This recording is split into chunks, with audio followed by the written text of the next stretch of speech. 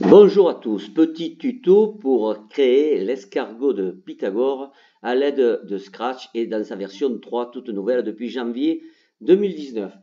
Voilà, ce que je vous propose est ici d'ouvrir votre fichier ta classe ton nom, l'escargot tout simplement, ou l'escargot de Pythagore. Donc ici tout est déjà créé, si ce n'est pas créé, vous voyez un petit peu comment ce script va fonctionner. Drapeau vert pour lancer le programme, un bloc initialisation donc qui va initialiser tout le début du programme.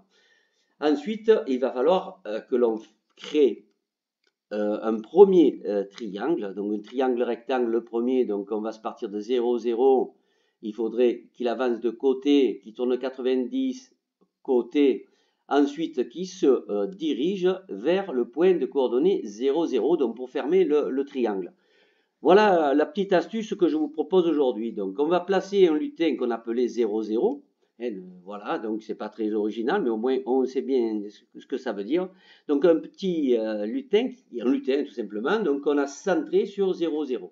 D'accord, donc ça, quand c'est cliqué, on va le montrer. D'accord, là il est ici, là derrière la flèche, l'autre lutin. Donc le lutin 0,0, le voici. Et quand on recevra fin, on va le cacher pour qu'il ne gêne pas à la vision, donc à la visibilité plutôt, des triangles rectangles. Alors ensuite, le lutin traceur. J'ai choisi aujourd'hui de vous mettre une petite flèche, comme ça on voit bien la direction. Alors le premier triangle, on est d'accord, donc on va partir de 0,0. Ensuite, il faudrait aller dans cette direction-là. Alors voilà ce que je vous propose. Donc il y a évidemment toujours beaucoup de solutions. En voici une pour créer l'escargot de Pythagore. Donc, bloc initialisation, donc on va montrer le lutin, donc ici pour bien que vous compreniez, là il est dans la direction de 0, 0. Au début, on va effacer tout, on va relever le stylo, on va aller à 0, 0. Ensuite, on s'oriente en direction de 90. Alors 90, donc vous voyez ici la petite boussole, donc allez en direction de 90. Donc vous mettez, voilà, 90, ok. Voilà. Ensuite, on va vous demander donc quelle longueur pour l'angle droit. Ça, on le mettra. La longueur, on a dit que il fallait surtout pas, comme on a fait en classe, mettre un pixel. On va absolument rien voir. Donc, je vous proposerai de vous mettre 40 ou 50. Pas trop grand, bien sûr, parce que sinon, ça va sortir, sortir de l'arrière-scène. L'hypoténuse, eh bien, ça, il va être d'abord à réponse, donc qu'on aura donné ici, d'accord. Petite astuce là, tenez, puisqu'on aura besoin de 2 fois réponse, le premier côté aussi on va le mettre à réponse. Donc clic droit, dupliquer. Hop, il est dessus, et je vais le mettre ici, un ici, et le deuxième là. Donc j'ai lancé le programme, c'est pas bien grave, tac, on rappuie sur le rouge. Ok, là on a normalement bon pour l'initialisation. Ensuite, alors répétez combien de fois? Donc on a vu en classe qu'il fallait répéter 17 fois pour que l'escargot se forme. Ensuite, alors, puisqu'on est dans cette direction, là, d'accord, 90, on va tourner de 180 degrés. Voilà, 180 degrés. Et ensuite, nous allons avancer de, et c'est là la feinte, on va avancer de hypoténuse. Pourquoi? Parce qu'après le prochain, ça sera ce côté-là, qui est l'hypoténuse du premier triangle qu'on aura tracé. Donc hypoténuse, je vais le chercher ici. Avancer de hypoténuse. On avance hypoténuse, on tourne de 90, d'accord. Ensuite, on avancera de côté. Donc côté, il est là, vous avancez de côté.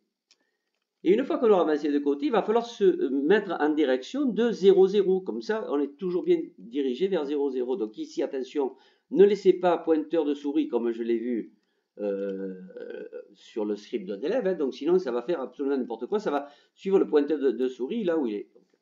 Et ensuite, alors là, il y a un petit calcul à faire, mais ça, je crois que vous savez, vous avez compris, on le fait déjà depuis de nombreux mois. En fait, certains ont peut-être encore des problèmes avec le théorème de Pythagore. En tout cas, vous savez tous, je pense, que dans un triangle rectangle, l'hypoténuse au carré est égale à la somme des carrés des deux côtés de l'angle droit. Bien. Donc, notre nouvelle hypoténuse, ça va être la racine carrée. Racine carrée, c'est ici. De côté au carré. Côté, alors j'espère que j'ai assez mis, sinon on ira chercher. Côté au carré, plus hypoténuse au carré. L'hypoténuse étant l'hypoténuse du triangle précédent. Donc, côté au carré, plus hypoténuse au carré. Est-ce que vous suivez? Là, je pense que tout le monde me suit. Enfin, un ou deux ont décroché, mais vous pouvez vous remettre le tuto autant que vous voulez. Donc ici, racine de côté au carré plus hypoténuse au carré. Et bien ça sera la nouvelle valeur. Attention de ne pas le prendre sur les oranges. La prenez bien sur le vert pour bien que ça parte ici. Voilà. Et une fois qu'on est dirigé vers 0, 0, on met hypoténuse et on avance à ce moment-là de la nouvelle valeur de hypoténuse. Alors on va, si vous voulez, avant de répéter, pour voir si on n'a pas fait de bêtises, on va répéter, allez, 2 fois, tiens, allez, soyons fous, mettons 2 fois. Donc, alors attention, si vous lancez ici que ce vert, ça va faire que ce programme-là.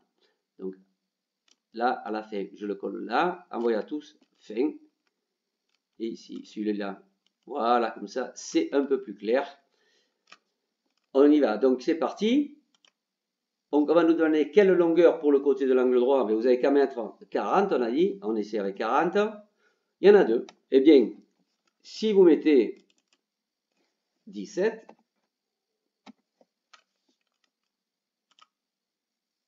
et que vous mettez, alors, essayez 50 aussi, ça fonctionne.